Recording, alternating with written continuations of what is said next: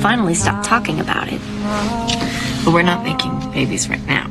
We're practicing. Oh, it's very important to practice things. Hey, lovely viewers. Welcome to our channel, Grey's Anatomy Official. Get ready because Grey's Anatomy returns on October 9th, 2025, with its explosive Season 22 premiere. Last season left us all on the edge of our seats with that shocking explosion at Grey Sloan Memorial, and the new trailer shows the hospital in absolute chaos.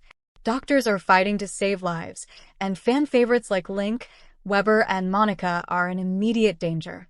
While Miranda Bailey's fate was teased, we can confirm from early images that our beloved Chief survives. But with every new season comes new speculation, and the biggest question on everyone's mind is Richard Weber going to die? He's notably absent from the trailers, and with the 450th milestone episode titled, "We Built the City," potentially doubling as a tribute to him, the clues are hard to ignore. The trailer even uses Dido's white flag with the lyric, "I will go down with this ship," which seems to symbolize Richard as Grey Sloan's captain. If this is true, it would be a devastating end of an era, shaking both fans and the remaining original characters, Meredith and Bailey. Season 22 promises high-stakes surgeries, emotional fallout, and fractured relationships. Meredith returns to Seattle full-time, balancing her groundbreaking Alzheimer's research with her surgical duties. Owen and Teddy's marriage hits a breaking point, while the new intern class faces challenges both inside and outside the OR. Now, shifting gears to something a little lighter, we're also revisiting what makes Grey's Anatomy truly timeless, its iconic romances. From tragic soulmate bonds to resilient partnerships, these relationships remind us why the show is as much about the heart as it is about the OR. So, let's dive into the 10 greatest Grey's Anatomy ships ranked. From its very first episode, Grey's Anatomy has been just as much about love, loss, and personal growth as it has been about life-or-death surgeries. Over the years, we've watched Grey Sloan Memorial navigate heartbreak, friendship, and romance against the backdrop of high-stakes operating rooms and emergency wards. It's almost impossible to consciously pick up the depth of all those relationships, which is why I've put together this list. A perfect refresher for longtime fans and a quick catch-up for anyone who wants to revisit the show's most unforgettable romances. 10. Teddy and Henry. Teddy Altman and Henry Burton were one of the most unexpected pairings on Grey's Anatomy, but their short-lived romance is truly one of the highlights of the show. What started as a marriage of convenience for Henry to get insurance for his von Hippel-Lindau syndrome quickly blossomed into a genuine friendship. Honestly, Teddy really needed someone as grounded and normal as Henry to help her deal with all the chaos at Seattle Grace Mercy West. Unlike so many of Teddy's other relationships, Henry never wanted her to be anything but herself. She didn't have to prove her worth or shrink her ambition to be with him, and that's what made their relationship feel so real. While Grey's Anatomy is known for its messy, complicated relationships, things between Teddy and Henry were always easy. Henry always brought out the best in the cardiothoracic surgeon and gave her the kind of safety she had always wanted. Because their relationship was so happy, light, and carefree, Henry's sudden death remains one of the most heartbreaking moments on the show. It's a shame we didn't get to see these two grow old together, because they really were perfect. 9. Bailey and Ben. Miranda Bailey is definitely a tough cookie to crack, but Ben Warren has proven time and again that he is the best man for the job. These two might just be the only couple on the show who have survived just about everything together, from traumatic hospital shootings to career shifts, health scares, and messy separations. The fact that they kept coming back to each other is all the proof you need to realize that they really are meant to be. They crossed paths in Season 6, where Ben immediately got on Bailey's nerves. However, you have to admire Ben for never flinching at Bailey's temper while continuing to respect her. What makes this ship so special is that they truly grow to understand each other. They aren't afraid to spend time apart and give each other space when life gets overwhelming, but they also know exactly when to close the gap and fight for their relationship. This might be one of the most equal relationships on the show, because Ben and Bailey truly are partners in family and ambition. In a show where so many romances have crashed and burned, Bailey and Ben continue surviving Shondaland's worst curveballs. 8. Addison and Mark. This might be a bit of a controversial take, but Mark Sloan and Addison Montgomery could have been the perfect endgame. There's no denying that their relationship started on the worst note when Derek caught them cheating. However, what's interesting is how Mark and Addison's relationship evolved after the initial fallout. When Derek left for Seattle, they lived together for 2 months, and Addison even became pregnant with Mark's baby. While Addison eventually chose to have an abortion and followed Derek to Seattle, that's when Mark truly realized that he loved her. When the plastic surgeon arrived at Seattle Grace, he wasn't chasing a better job. He was there to win Addison back and prove himself worthy of her.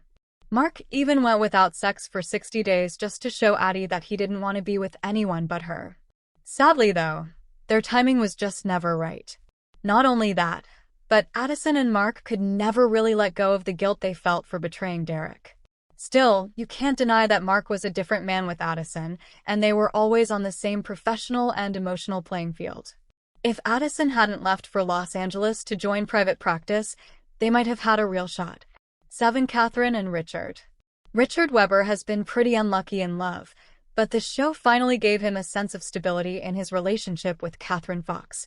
Catherine first appeared in Season 8, when Richard was slowly losing his wife, Adele, to Alzheimer's. Their dynamic was flirty right from the start, but Richard wanted to do right by his wife, even if she had completely forgotten who he was. When Adele passed away, Weber did everything in his power to push Catherine away. However, she stood by his side, and he eventually had to give in to his feelings for her. What makes this ship so special is that neither of them was actively looking to fall in love. Richard had had enough of grand romances, and Catherine was more than happy to dedicate herself to her career. Since they met as two equally brilliant surgeons with complicated pasts, it's no surprise that they ended up finding solace in each other. Richard and Catherine's relationship is fiery and flawed because both of them are stubborn enough to drive the other mad. Then again, they always know when to apologize and fight for their marriage, and that is what has helped them deal with challenges such as Richard's alcoholism, Catherine's cancer diagnosis, and constant professional power struggles. This ship is a refreshing contrast to Grey's Anatomy's typically younger romances and proves that passion doesn't have to fade with age. 6. Christina and Burke. Christina Young remains a Grey's Anatomy fan favorite years after her exit from the show. Her unapologetic ambition and brutal honesty made her one of the most compelling characters. It was always evident that Christina lived for the or, and if there was ever a man who understood what her career meant to her, it was Preston Burke. Their relationship started professionally, but even then, Burke recognized and respected Christina's brilliance. Despite Burke being Christina's senior, they shared the same kind of love and obsession for cardiothoracic surgery, and their connection in the or eventually turned into one of the most memorable relationships on the show. Of course, their love wasn't simple, and their power imbalance definitely came into play now and then, like that time Burke made Christina cover for him when he developed a hand tremor. Some argue that Burke wanted Christina to change for him, especially with that whole wedding storyline. However, the fact that he decided to walk away on their wedding day goes to show that he couldn't keep asking Christina to give up so much of herself to be with him. These two did get their full circle moment, though, when Burke returned to offer Christina his research institute in Zurich in Season 10. Not only that, but he also used the opportunity to tell her that his feelings for her never truly went away. Christina's relationship with Burke was passionate, complicated, and infuriating at times, but it helped shape her into the world-class surgeon that she is. 5. Arizona and Callie. Callie Torres and Arizona Robbins were the first actual LGBTQ+ couple on Grey's Anatomy, and shared a natural chemistry that made them instant fan favorites. The two met right after Erica Hahn left Callie high and dry, and from their very first kiss in the bathroom at Joe's bar, you couldn't help but root for them. Now, Callie and Arizona's journey was anything but smooth. They loved each other, but communication wasn't exactly their strongest suit. Whether it was their disagreement over wanting children or Arizona's objection to Mark and Callie's extremely close friendship, their relationship was a roller coaster ride. However, their love always outlasted every hurdle that came their way. Colzona's beautiful wedding, officiated by Bailey, with Mark walking Callie down the aisle, remains one of the most heartfelt moments on the show. However, love is never simple on Grey's Anatomy, and Colzona was never really the same after the plane crash in Season 8. Arizona cheating on Callie with Lauren was the final nail in the coffin, because even therapy couldn't mend their broken dynamic after that. What followed was an ugly custody battle over Sophia, one of the most painful storylines for these two women who once meant everything to each other. In the end, however, Colzona's story came full circle in season 14 when Arizona decided to move to New York for Sophia, and an open-ended text from a newly single Callie hinted at the possibility of them getting back together. It wasn't the picture-perfect ending that fans had envisioned for the ship, but it was good enough. For Joe and Alex. Alex Karev had a string of complicated, failed romances on Grey's Anatomy. Many believe that his relationship with Izzy has always been the great love of Alex's life, but what he shared with Joe was far more special than that. Alex easily had one of the greatest redemption arcs on the show, and his relationship with Joe had a lot to do with that. Their connection was a slow burn, but as two damaged people with very similar childhood traumas, it was only natural for them to develop a deep friendship. Joe was one of the very few people Alex could open up to without the fear of being judged. However, in true Evil Spawn fashion, he tried his best to avoid any feelings he had for her. When these two finally came clean about their love for each other, their relationship grew into one of Grey's Anatomy's greatest, most stable romances. What's so great about Joe is that she accepted Alex for who he was, and in turn, that inspired him to want to be better for her. Their journey obviously came with its ups and downs, so when they got married, I just wanted them to live happily ever after. Unfortunately, that never happened since Izzy eventually came back into Alex's life, and he chose to leave Joe to be with her and raise their secret kids. This storyline felt like a gut punch since it was so out of character for Alex, especially after he had fought so hard to build a safe, loving life with Joe. The fact that they didn't even say goodbye to each other in person feels like a total disservice to their epic love story, and that really makes me believe Jolex is the ship that got away. 3. April and Jackson. Jackson Avery and April Kepner's story will go down in history as one of the greatest friends-to-lovers arcs of all time. There's no denying that their relationship was a slow burn, but it was so worth the wait. When these two first arrived at Seattle Grace Mercy West in Season 6, there was nothing even remotely romantic about their dynamic. If anything, they were close friends who just had plenty of shared losses to bond over. Season 7 continued this dynamic as the two moved into Meredith's house and slowly started growing closer as friends. However, since Jackson was dating Lexi at the time, his connection with April remained strictly platonic. Things changed by the end of Season 8 when April sleeps with Jackson. What was meant to be a casual one-time hookup obviously turned into something much deeper, but their differences in faith, a pregnancy scare, and the heartbreaking death of their son, Samuel, tore their marriage apart. Despite the very obvious love these two had for each other, their timing just never seemed to work out. Thankfully, though, Japril got their fairy tale ending in the end when April decided to follow Jackson to Boston as he ran his family's foundation. The Grey's Anatomy Season 18 finale was the perfect closure for the fans who finally got to see Jackson and April back together as they shared a much-awaited kiss in the elevator. 2. Lexi and Mark. Mark and Lexi were another completely unexpected pairing in Grey's Anatomy, but once they were together, they just made sense. Of course, their relationship was complicated from the start, with the major age gap and the fact that Derek did not want his sister-in-law sleeping with his best friend. However, soon enough, everyone started to realize that their connection went far beyond sexual attraction. Mark was a different man with Addison, but he went through a total transformation with Lexi. Being with Lexi made Mark want to leave his philandering ways and settle down for good. However, Lexi was still a young resident at the time, and she just wasn't ready for that kind of commitment, despite being hopelessly in love with him. From the arrival of Mark's pregnant teenage daughter, Sloane, to Callie and Mark having a baby together, Lexi was constantly overwhelmed by the different trajectories they were on. There's no denying that these two hurt each other more than once. They failed to communicate their feelings for each other, moved on with other people, and tried to let each other go when they knew they didn't really want to. It's a shame that we barely get to see Mark and Lexi as a couple before they meet their tragic end following the plane crash in Season 8. However, in those final moments, Mark and Lexi finally come clean about their feelings and admit that they are each other's great loves. Their romance remains one of the most romantic yet heartbreaking storylines in Grey's Anatomy. 1. Meredith and Derek. Meredith Grey and Derek Shepherd's love story is the emotional backbone of Grey's Anatomy. Their seemingly casual one-night stand in season 1 evolved into one of TV's most iconic relationships.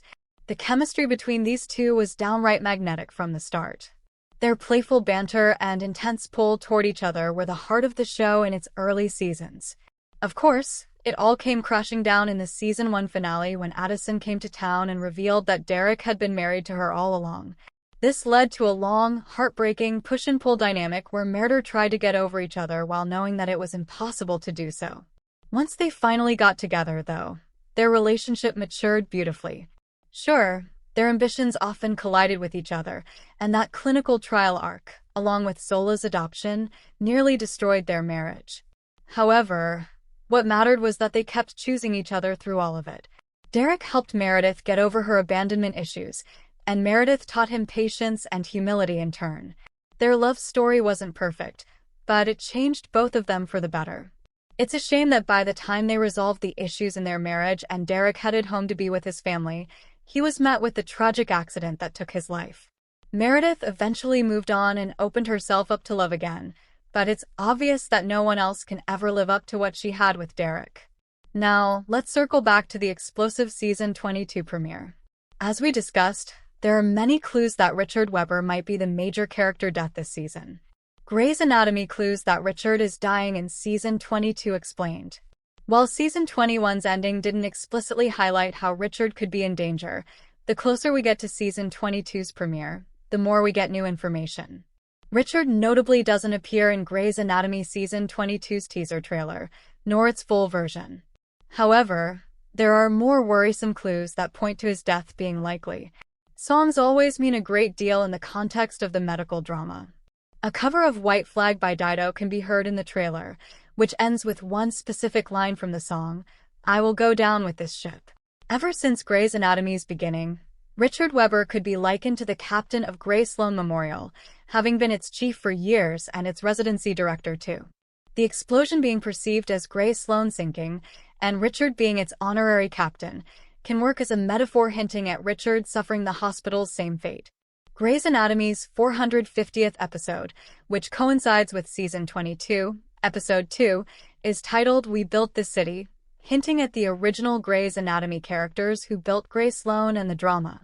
Its synopsis explicitly mentioning hospital renovations could be willfully concealing moving on after a key character's death, with his funeral potentially happening in that episode, perfectly fitting the bill.